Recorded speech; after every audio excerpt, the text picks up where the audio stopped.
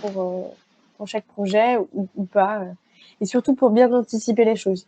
Parce que de ce qu'on conseille toujours, hein, de la même manière que finalement on élabore un peu sa roadmap de développement, heu, quand on développe le projet, eh bien il faut en face finalement une roadmap de financement aussi parce que, chaque étape doit être corrélée à un financement en face parce que ou en tout cas de voir si vous avez évalué déjà en amont s'il y a un besoin de financement en face. Parce que c'est ça qui va vous permettre de bien anticiper les choses et surtout de ne pas vous retrouver face au mur finalement et avec un rapport de force qui s'inverse aussi en votre défaveur. Plus on a besoin de fonds, plus c'est difficile d'aller en chercher. C'est pour ça qu'on conseille toujours de bien anticiper les choses et de savoir à quel moment vous allez solliciter quel type de financement. Alors pourquoi faire appel à du financement participatif, du crowdfunding? Bon, souvent quand même, quand les porteurs de projets viennent nous voir, c'est dans un premier temps parce que, ils ont besoin d'argent. C'est la première chose. Mais finalement, quand on fait le bilan des campagnes avec eux, on se rend compte que ça a été quand même, au-delà du financement. D'ailleurs, on risque presque d'être, déçus si on le fait uniquement pour l'argent parce que, si on se lance dans ce type de démarche, ça demande quand même un peu de temps, un peu d'énergie et du coup, il faut aussi, profiter des autres avantages que ça va vous apporter. Il faut garder notamment en tête que, c'est une super occasion pour communiquer sur un projet. Parce qu'en fait, c'est, une campagne de financement participatif, c'est, d'une certaine manière, une vraie campagne de communication qui peut apporter un coup de visibilité au projet, important. Notamment si on est au début. Vous aurez l'occasion, hein, de poser vos questions directement par rapport à votre projet. Je ne sais pas exactement à quel stade de développement vous en êtes chacun, mais notamment quand on est au tout début, ça peut être finalement une étape de communication, en soi. Heu et du coup qui a une vraie importance encore plus, que si vous avez déjà démarré et déjà un peu de visibilité. Mais c'est aussi, il faut garder en tête, l'intérêt est d'aller aussi chercher à engager une communauté. C'est un moyen assez puissant, pour fédérer finalement, de passer par le crowdfunding. Et d'ailleurs, on voit des marques, hein, qui sont passées à plusieurs reprises par le financement participatif. Typiquement, ça date un peu, mais le slip français, au démarrage, ils ont financé plusieurs collections via des campagnes de financement participatif sur des plateformes plutôt que, via leur propre site de e-commerce. Parce qu'ils se rendaient bien compte que, finalement les personnes qui venaient, préacheter leurs produits par exemple, c'était plus de simples clients, mais ça devenait de vrais ambassadeurs, des early adopters finalement, des gens qui avaient un vrai engagement pour la marque ou pour l'entreprise. Et du coup, il y a un plus fort taux d'engagement, il me semblait, qui est sur ces plateformes, qui permet, d'aller, pour vous, fédérer une communauté. Et ça peut vraiment faire aussi la différence pour, pour la suite d'un projet, pour son développement. En gros, si vous vous lancez dans le financement participatif, préparez-vous, bien pour ces 3 dimensions parce que c'est ça qui va faire que ça aura, finalement de la valeur pour la suite, de votre projet, que ça va vraiment vous apporter.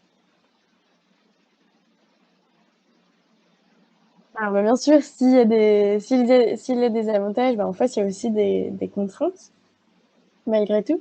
La première, c'est que pour obtenir un financement, il faut être en mesure de, fournir une certaine contrepartie. En fait, il y a toujours une contrepartie, on donne jamais de l'argent en échange d'absolument rien.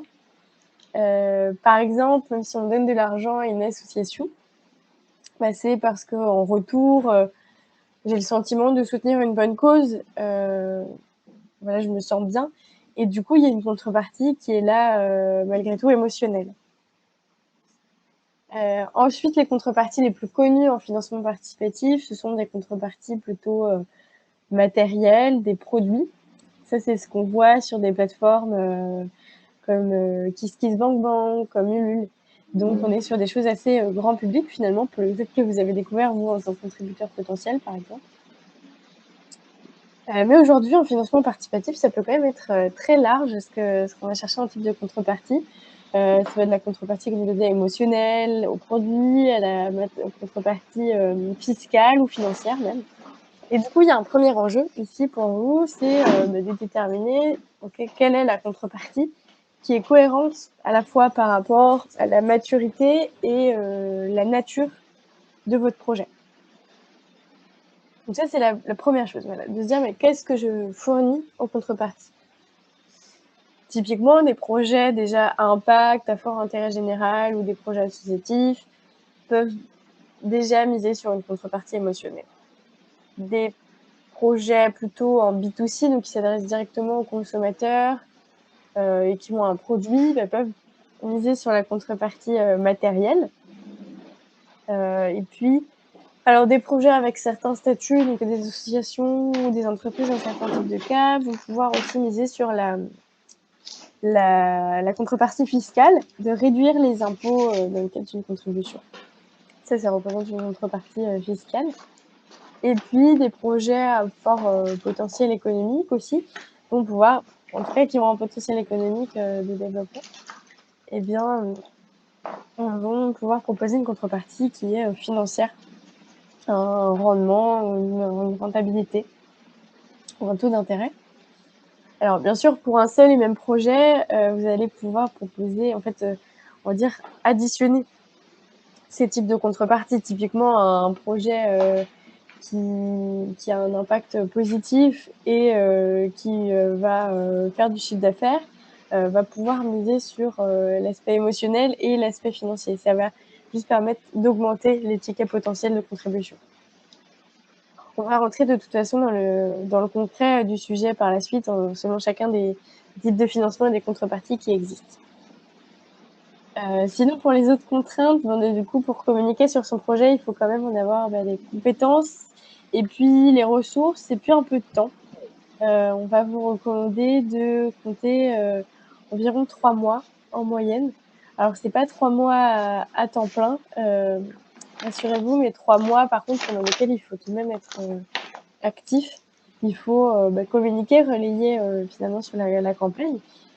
Et ça demande un peu de temps et d'énergie et de ressources parce que, comme on le disait, il y a un enjeu de confiance, hein. Pour que les gens, vous fassent confiance et contribuent, il faut aussi que votre communication soit bien rodée et que tout soit nickel. C'est encore plus vrai que dans toute campagne de communication.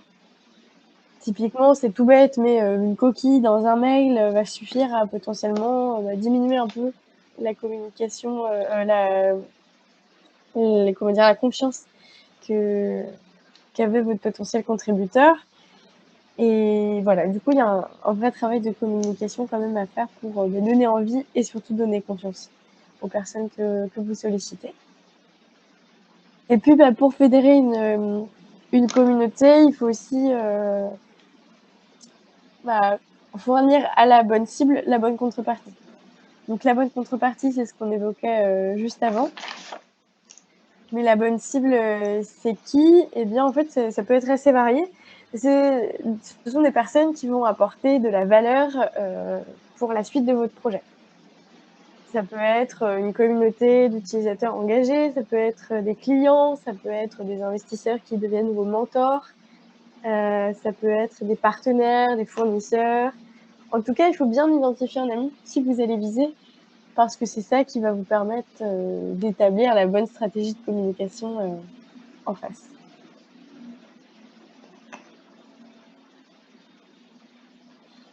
Alors, qu'est-ce qui existe comme type de financement? En fait, en termes de financement participatif, on peut même le mettre au pluriel.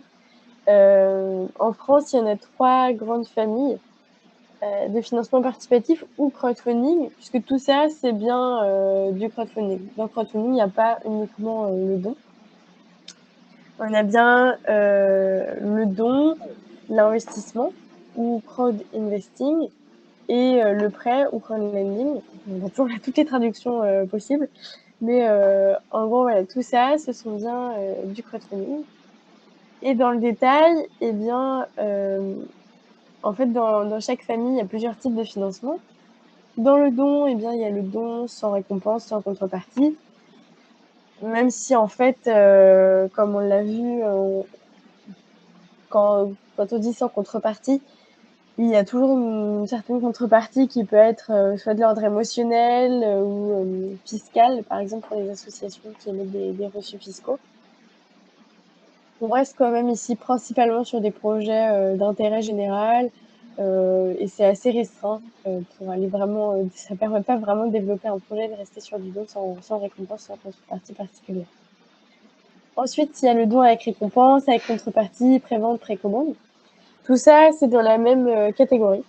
Du coup, c'est aussi le mode de financement le plus connu, parce qu'on vise pas mal le grand public. Donc comme je disais, ici, c'est des plateformes comme Kickstarter, KissKissBankBank, etc. Elles sont toutes dans cette catégorie et la contrepartie ici est principalement matérielle. Donc ça marche, c'est assez adapté pour des projets, qui ont un produit, qui ont quelque chose à proposer en contrepartie. Voire dans une logique de prévente, on va le voir juste après. Côté investissement, alors il y a l'investissement en capital ou crowd equity, où là, en tant qu'entreprise, vous allez céder des actions, des parts en fait de votre capital, des pourcentages de votre capital, à vos investisseurs. Et du coup, pour eux, c'est un pari sur une prise de valeur de ces parts. Et puis, il y a aussi l'investissement en royalties. C'est ce que nous, on propose en l'occurrence chez We Do Good, donc dans celle-ci, c'est forcément ce que je connais le mieux. Là, vous ne cédez pas de part de capital. On est sur un mode de financement qu'on dit non dilutif. Vous cédez à la place à un pourcentage de votre chiffre d'affaires. C'est un peu comme un emprunt parce que c'est des échéances régulières pendant une durée déterminée. Mais la différence, c'est que ces échéances, ces charges, elles sont entièrement variables et s'adaptent au niveau de chiffre d'affaires réalisé. C'est aussi pour ça qu'on est dans la catégorie investissement, parce qu'il y a une notion de partage de la valeur et aussi des risques avec vos investisseurs. Et puis enfin, il y a le prêt. Il y a plusieurs types de prêts. On les aborde pas en détail dans le cadre de cet atelier parce que déjà, c'est pas accessible en amorçage et en fait, souvent, il faut avoir établi au moins déjà 3 ans de bilan positif. Être une PME, voilà, avoir bien développé la société parce que c'est moins risqué pour les prêteurs, il y a plus d'exigences. Par contre, quand vous respectez les critères, c'est un peu plus dur de se faire sélectionner, mais quand vous respectez les critères, il y a aussi un peu plus de foule pour le coup, pour vous financer. Donc intéressant à garder en tête, mais pour une étape souvent ultérieure du projet. N'hésitez pas, hein, si vous avez des questions au fur et à mesure, il y a le chat juste en bas si besoin. Si on rentre dans le détail de chacun des modes de financement, le don sans contrepartie, vous coupez, sauf s'il y a des associations. S'il y a des associations, n'hésitez pas à me le signifier dans le chat. Sinon, je passerai rapidement là-dessus parce que en fait, des plateformes comme Helloasso ou Don sans contrepartie, ça leur est plutôt dédié. En tant qu'entreprise, si jamais vous voulez récolter des dons de proches, par exemple, de façon assez limitée, hein, et juste en premier recours, et que vous voulez l'encadrer, il vaut mieux passer par une plateforme de cagnotte, par exemple, plutôt que d'essayer de passer par du financement participatif. Je n'ai pas 50 000 en tête, mais par exemple, Litchi ou autre, c'est plus simple pour récolter des dons de proches que d'essayer d'aller passer par des plateformes. Mais du coup, ça reste assez symbolique, en tout cas, c'est pas là le cœur de l'atelier. L'idée, c'est plutôt de vous montrer ce qui existe en financement participatif, du coup, côté dons avec contrepartie, notamment. Alors, les chiffres que je vous présente, ce sont ceux du baromètre de financement participatif France, qui est l'association professionnelle du secteur, qui regroupe les données de plein de plateformes pour les consolider dans ce baromètre.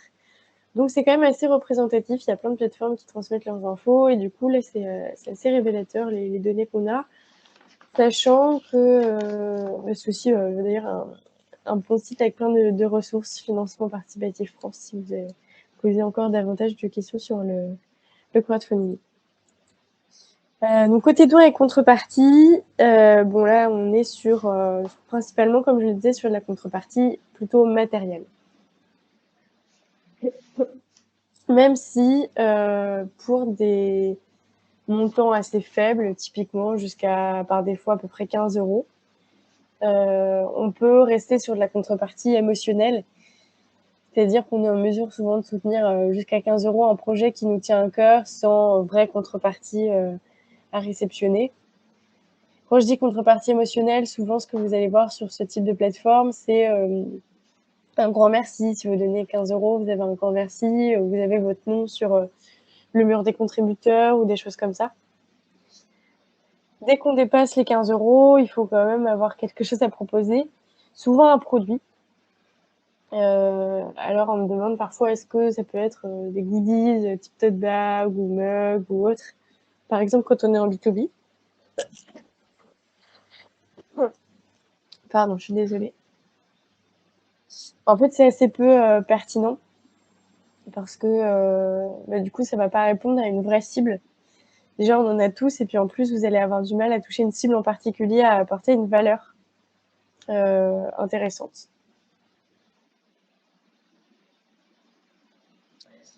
Donc là où c'est intéressant, c'est plutôt quand vous avez de vrais produits, des vêtements, magazines ou même un média ou même un événement. Parce que on peut aussi être sur de la contrepartie expérientielle, donc fournir un service, mais c'est quand même très adapté en B2C.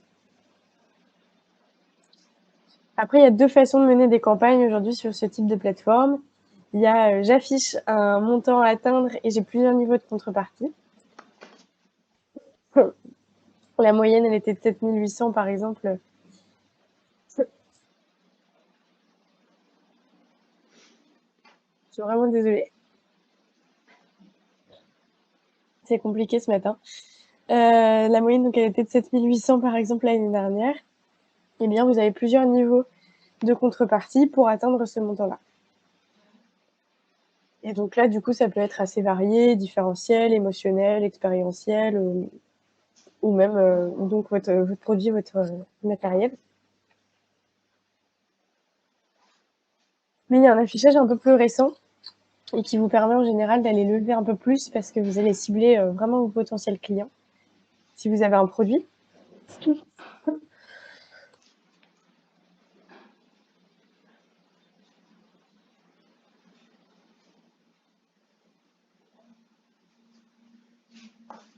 Oui, Victoria? je vous remercie.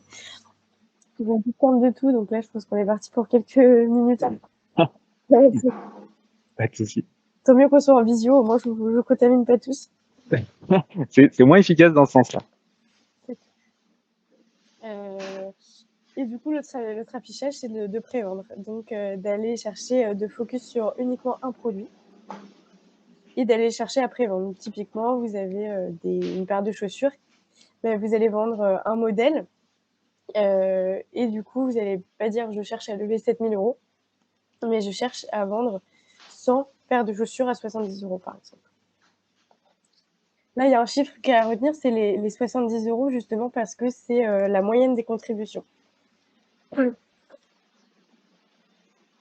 Donc c'est plutôt à garder en tête quand vous fixez vos prix, parce que du coup, comme c'est la moyenne, on peut se dire aussi que c'est le montant à peu près que sont prêts à hauteur duquel sont prêts à contribuer les personnes qui vont vous soutenir. Dernier point aussi, il faut sur ce type de financement, il faut aussi garder en tête que si ça marche, vous vous engagez ensuite à expédier ces contreparties. Et donc, tout ça, ça a un coût qu'il faut bien anticiper quand vous fixez vos prix, justement. Parce que si vous n'avez plus assez d'argent pour envoyer vos paires de chaussures, c'est tout de suite un peu compliqué à gérer. Je refais une mini pause pour boire de l'eau. N'hésitez pas à poser vos questions dans le chat en même temps si vous en avez. Allez-y, pas de souci. On vous laisse un peu de temps pour reprendre un peu votre souffle.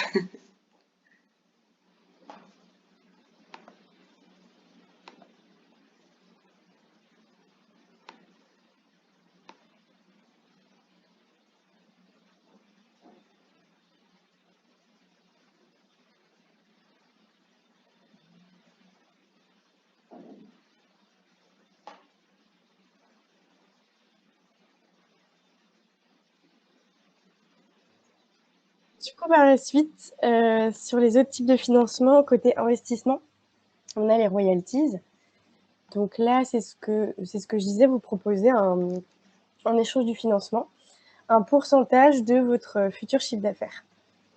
Donc ce pourcentage, vous allez le céder pendant une durée déterminée, par défaut 5 ans, à des échéances régulières, donc tous les trimestres, et on le définit vraiment au cas par cas. Donc on va regarder selon votre chiffre. Décidément.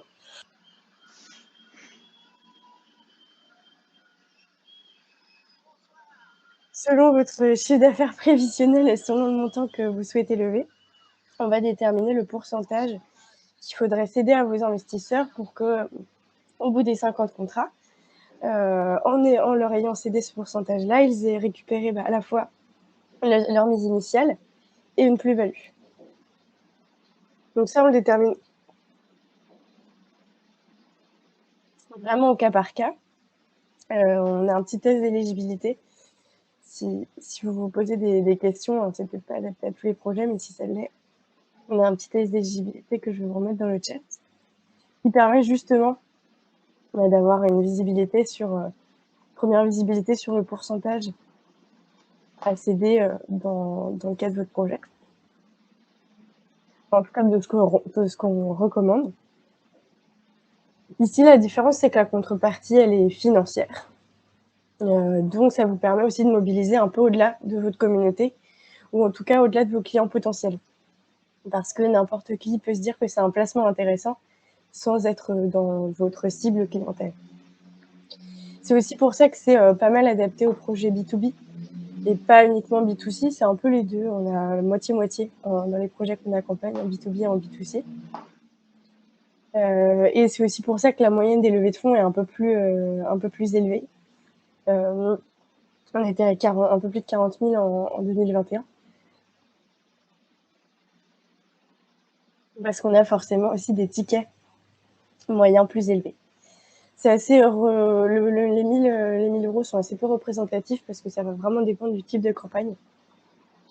On a des campagnes assez grand public qui vont du coup avoir un style qui se rapproche un peu du don avec contrepartie et du coup une mobilisation de personnes plus larges avec des tickets moyens autour de 100-150 euros. Et puis on a des campagnes un peu plus B2C, B2B par contre,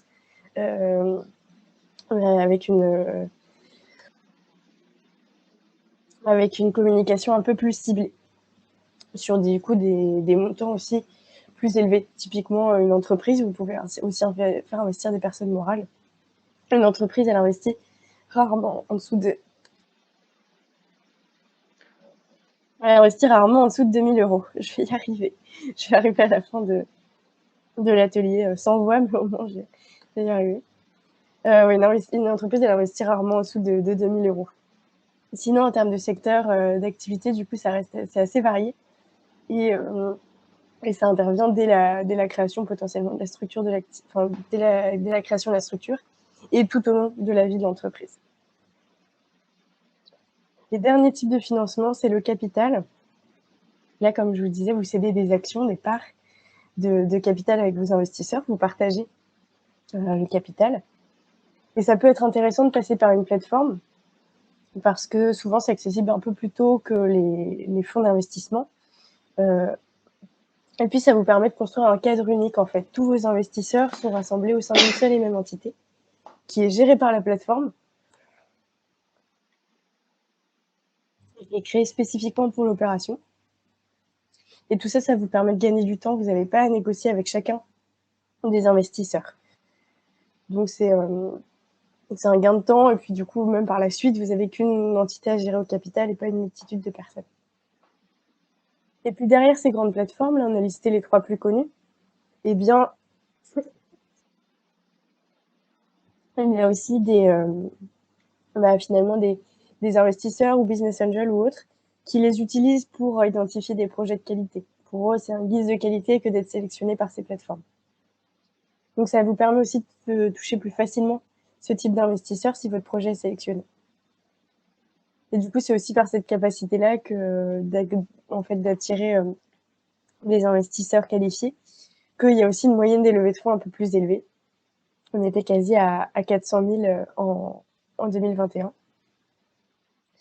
Par contre, c'est très réservé quand même aux projets plutôt innovants ou en tout cas qui ont un fort potentiel de croissance parce que les investisseurs, ils vont vraiment faire un pari sur votre entreprise. J'achète des actions aujourd'hui, eh bien, j'espère pouvoir les revendre dans les années à venir en faisant une plus-value. J'espère revendre dans 4 ans à x5, par exemple. Et du coup, ça va vous demander aussi d'avoir un peu plus avancé dans votre activité, d'avoir des métriques bien établies. C'est ça que vous regardez, des métriques financières notamment. Combien ça coûte de transformer un client, quels sont mes prix, mes marges. C'est ça que vont regarder ces investisseurs qualifiés. Et du coup, pour synthétiser, pour résumer en fait les comparer, ces modes de financement, on arrive à peu près à ça. Le don, comme on disait, avec récompense ou prévente, c'est plutôt au début, c'est là où ça a de la vraie valeur. Même si, comme on l'a vu avec l'exemple du slip français, ça peut intervenir à plusieurs moments de la vie de l'entreprise.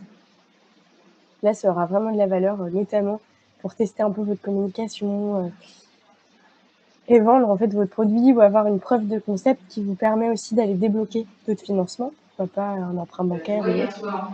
C'est plus simple d'aller voir la banque si ici vous avez vendu vos 70 paires de chaussures, par exemple.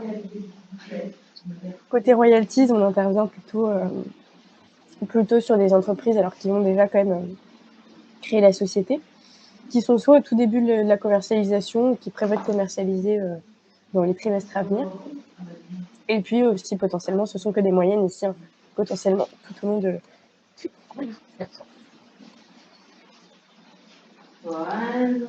de la vie de l'entreprise pour rester sur du non dilutif. Et puis le capital, c'est plutôt quand vous avez des métriques bien établies. Par défaut, en moyenne, on va dire à peu près 2 ans et demi. Tac. Alors une question qu'on nous pose souvent, c'est est-ce qu'il est possible de réaliser plusieurs levées de fonds sur des plateformes différentes?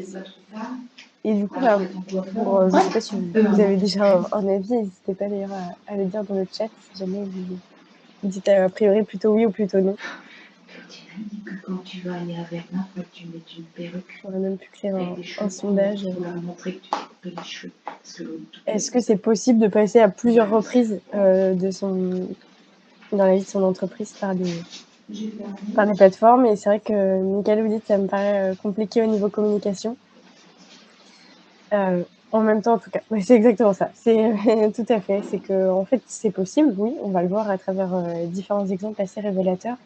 Mais par contre, en même temps, on vous incite à pas du tout le faire parce qu'effectivement, en termes de communication, c'est compliqué à gérer. Dire à quelqu'un, vous pouvez aller préacheter mon produit sur Ulule ou investir sur We Do Good. Déjà, vous avez perdu la personne parce qu'elle ne sait plus où elle est. Et du coup, c'est pas efficace en termes de communication. Par contre, à des moments de la vie différents de l'entreprise, là, il n'y a pas de souci. Ça peut être assez complémentaire, au contraire. Mais simultanément, c'est vraiment, on vous le déconseillera.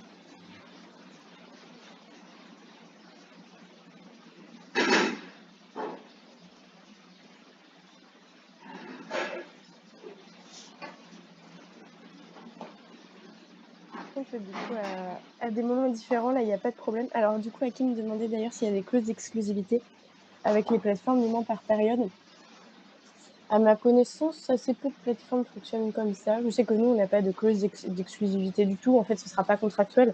Par contre, juste, on ne le recommandera pas. On vous dira, ça ne va pas être efficace. Et on a envie pour vous et pour nous que ce soit efficace. Donc, on vous le recommandera. Mais par contre, à ma connaissance, je ne sais pas s'il y a des plateformes qui le font dans leur contrat d'avoir une clause d'exclusivité. Je n'en ai pas en tête. Je sais que nous, on ne le fait pas et qu'il n'y aurait pas de réel intérêt à vous bloquer. Par exemple, là, les exemples qu'on a, on fait des périodes différentes et ça a très bien marché. Twiza, leur cas, c'est C'est une plateforme qui met en relation des personnes qui veulent organiser des chantiers participatifs avec des gens qui veulent y contribuer. Donc en gros, c'est construire ensemble des maisons de manière écologique. Et voilà, Mickaël disait qu'il n'avait pas vu non plus. Je pense que c'est assez restreint la possibilité de faire cette plus d'exclusivité. Donc voilà, Twiza qui met en relation des personnes qui veulent organiser des chantiers participatifs avec d'autres qui veulent y contribuer. Alors eux, c'est plutôt un contre-exemple en l'occurrence parce qu'ils sont passés par Ulule dans un premier temps, donc sur de la contrepartie, alors qu'ils n'avaient pas de produit finalement. Donc là, c'est un bon contre-exemple qui montre que c'est possible.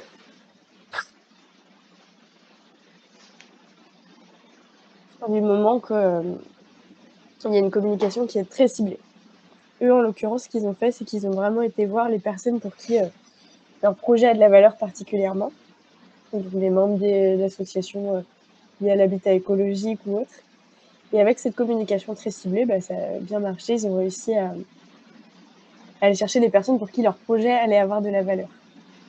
Et ça leur a même permis de dépasser la moyenne nationale des 7 800 €. Et 2 ans plus tard, et là, ils sont venus chez nous. Ils avaient pour le coup un vrai besoin de financement pour devenir plus performants en termes techniques, devenir scalable. Et du coup, ils sont venus chez nous. Et là, leur idée, ça a été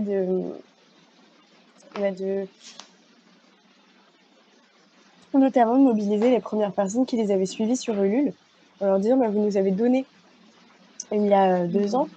Depuis, vous avez du coup suivi nos avancées, vous avez peut-être même participé à un chantier qui était organisé sur la plateforme.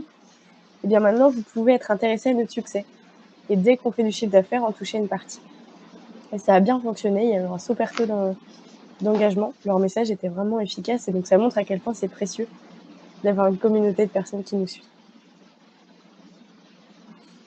Le deuxième exemple, c'est Naoden. Alors eux, ils sont dans le B2B industriel. Ils ont une solution pour revaloriser les déchets de bois et les transformer en énergie. Eux, ils ont commencé sur We Do Good. Leur objectif était surtout d'atteindre autour de 90 000 € pour avoir assez de fonds propres, pour permettre d'aller convaincre, faire effet de levier en fait auprès d'autres types de financeurs. La BPI, l'ADEME, donc avoir des subventions qui ne suivaient pas tant qu'ils n'avaient pas assez de fonds propres. Et du coup, passer par We Do Good leur a permis d'aller débloquer ces autres financements. Donc ça montre aussi à quel point ça s'intègre dans votre plan de financement, comme je le disais. Et donc ça a été leur première étape. Et puis 2 ans plus tard, ils sont allés sur WeSeed, donc en capital, pour de l'accélération.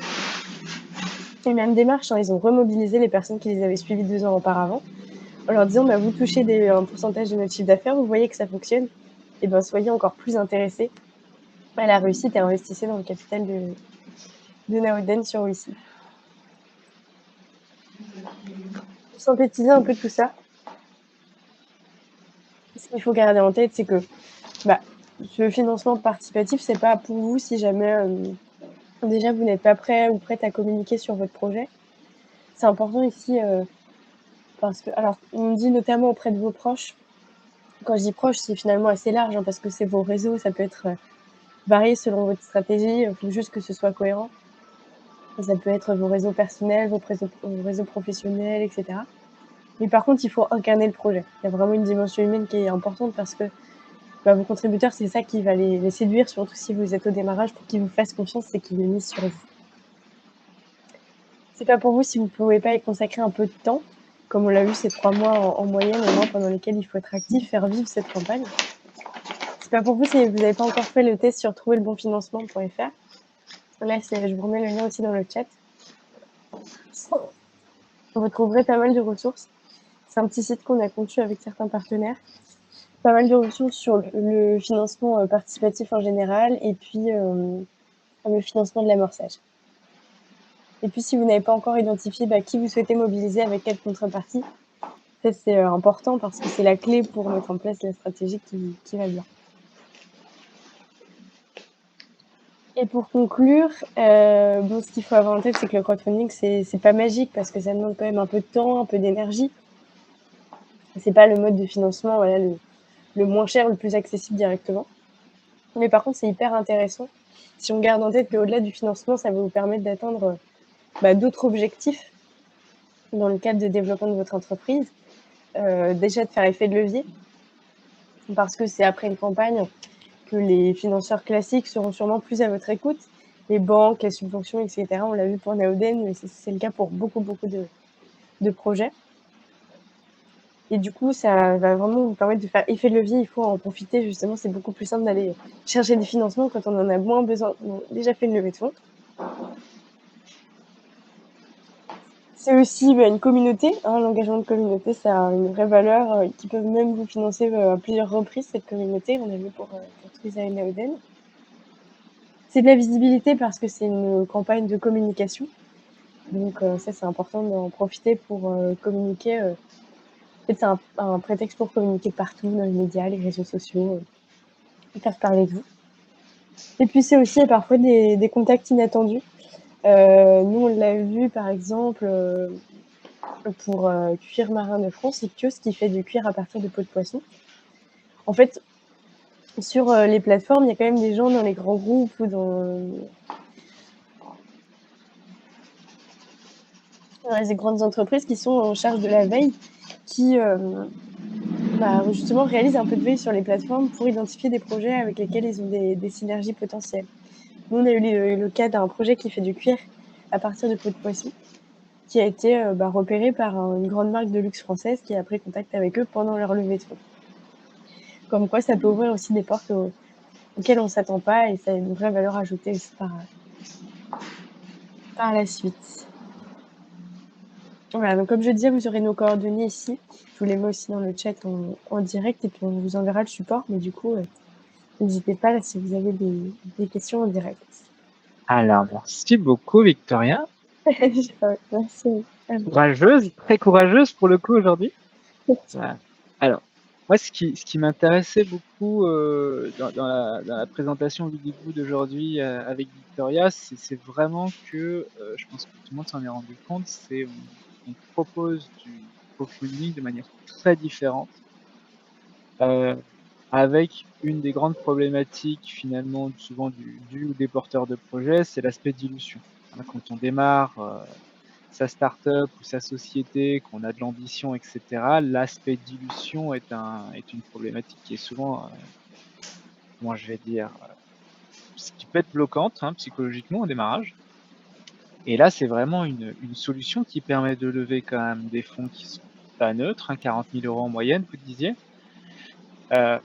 et qui permet de ne pas diluer trop vite son capital social. Ça peut être intéressant pour moi dans deux cadres. Ça peut être intéressant dans le cadre d'un démarrage d'activité start-up ou autre activité où on peut vraiment se permettre de lever un petit peu de fonds, de trouver de la confiance sur le marché, peut-être après un crowdfunding sur une autre plateforme comme Victoria, précisé en exemple à un moment. Mais ça peut aussi permettre de faire un bridge à un moment avant une levée de fonds plus importante et dilutive. Et ça, c'est aussi une manière intéressante de voir les choses parce que ça permet aussi de créer de l'attraction et ça permet de générer potentiellement de la confiance sur le marché pour pouvoir faire une dilution avec Equity où on a peut-être une dilution moindre que ce qu'on avait imaginé au démarrage. Je ne sais pas si sur les différentes personnes, il y avait des questions spécifiques à vos situations et sur comment, on va dire, l'aspect royalties, comment vous le voyez déjà, comment vous arrivez à l'intégrer dans vos différents projets. Après, c'est vrai qu'il y a un point, c'est vrai que les royalties, on n'a pas l'habitude de ça. C'est pas un aspect qui est très connu en France. Comment vous êtes venu à ça, vous, Victoria? Ouais, effectivement, c'est un modèle qui est pas mal, qui est pas mal développé dans les pays anglophones, notamment au Royaume-Uni, aux États-Unis, sous le nom de Revenue-Based Finance. Donc c'est un peu le partage de revenus finalement. Nous, c'est WeDoGood, c'est né aux horizons 2013-2014 à peu près. Les inspirations, c'était notamment My Major Company qui utilisait les royalties pour les artistes. Et en fait, c'était un moment où justement c'était difficile pour les entreprises en amorçage de se financer. Ouais. Et du coup, c'est aussi important, comme on disait, comme vous le disiez très bien, de ne pas se diluer dès le démarrage, parce que Ça permet de garder la main sur le projet, sur sa gouvernance et ça, c'est quand même important. C'est une vraie problématique quand on démarre, de garder la main sur son projet et du coup, ça répondait un peu à toutes ces contraintes, donc avec un peu de recherche et développement en termes de juridique, on a pu développer justement le modèle et l'étendre à tout secteur d'activité, pour des startups ou des entreprises un peu plus matures. Effectivement, ça s'adapte tout au long de la vie de l'entreprise. Ouais, et puis il y a un vrai intérêt. Alors, on est d'accord qu'il faut qu'on ait un minimum de traction et qu'on soit au moins très très proche du lancement du produit sur le marché, donc de la réalisation de chiffre d'affaires. Ça me paraît logique dans ce modèle-là. Mais même si on parle pas de start-up et de sociétés qui sont plus classiques, il y a un vrai intérêt de se financer de cette manière. À un moment où les banques sont peut-être un peu plus frileuses, à un moment où on a moins d'attractivité auprès de ces acteurs historiques, ça peut être des solutions aujourd'hui qui ont du sens pour beaucoup d'acteurs, à mes yeux, et qui peut nous aider à trouver des solutions en tout cas. Ce qui fonctionne bien aussi, c'est vrai que ça parle pas mal, et de plus en plus, parce qu'il y a un modèle un peu équilibré finalement entre les investisseurs et les porteurs de projets. Parce que finalement, tout le monde y gagne si ça marche, et ça, c'est vraiment la clé, c'est que tout le monde a intérêt à ce que l'activité se développe et que l'entreprise réalise du chiffre d'affaires. Vous, parce que comme ça, c'est votre développement initial en tant que porteur de projet, et puis les investisseurs, parce qu'ils vont en toucher ensuite une partie, ils vont être intéressés. Donc déjà, ça permet d'équilibrer le modèle, et en plus de faire que les investisseurs soient finalement de vrais ambassadeurs, parce que ils peuvent aussi participer à votre réussite pour du coup ensuite récupérer des royalties par l'argent. Et c'est quel type de personnes qu'on a en face, les personnes qui vont investir? Du coup, c'est assez varié. Il y a plusieurs motivations. Il y a quand même les grandes motivations, c'est l'équipe en elle-même. Donc, dans un premier temps, c'est les réseaux des porteurs de projets, par exemple, qui vont être sollicités. Sûr. Et puis ensuite, ça vous permet quand même, dans le cadre d'une communication publique, quand on vous rend visite, ça vous permet d'aller toucher davantage d'investisseurs. Et là, on a différentes motivations. Il y a quand même une volonté de diversifier un peu son épargne et d'investir dans l'économie réelle aussi, de comprendre à quoi sert son argent. D'autant plus il y a de plus en plus de sensibilisation liée à l'impact de l'argent, l'impact de son épargne. Quand on a un livret A dans les grandes banques traditionnelles, c'est finalement, on ne sait pas trop à quoi sert notre argent à la banque. Et souvent, malheureusement, les banques françaises sont pas encore très bons élèves, et du coup, ça n'a pas forcément un impact très positif, au contraire. Du coup, ça permet de diversifier un peu et de se dire, là, je place dans l'économie réelle, soit dans une activité traditionnelle, un commerce près de chez moi, soit dans un projet qui me parle trop, parce que justement, comme Twiza, des passionnés de bricolage vont se dire, trop bien, si cette plateforme se développe, ensuite ça me permettra de participer à des chantiers. Donc, c'est des personnes qui vont avoir un intérêt pour le secteur d'activité ou un intérêt que le projet se développe. Et puis, il y a aussi quand même l'aspect contrepartie, qui est la dernière motivation au-delà de l'équipe et du projet, c'est d'avoir une contrepartie. Et donc, potentiellement, si vous réalisez le chiffre d'affaires prévu, pour eux, c'est aussi d'avoir une plus-value et de toucher des royalties au-delà de ce qu'ils avaient investi. Juste pour avoir l'aspect global, l'aspect risque, autant du côté de la personne qui va aller chercher des fonds que des personnes qui vont investir. Aujourd'hui, les retours que vous avez sur les levées qui ont eu lieu, c'est quoi? C'est finalement l'aspect risque, il y a eu des soucis, il y a eu des problèmes, ou finalement ça se passe bien à chaque fois?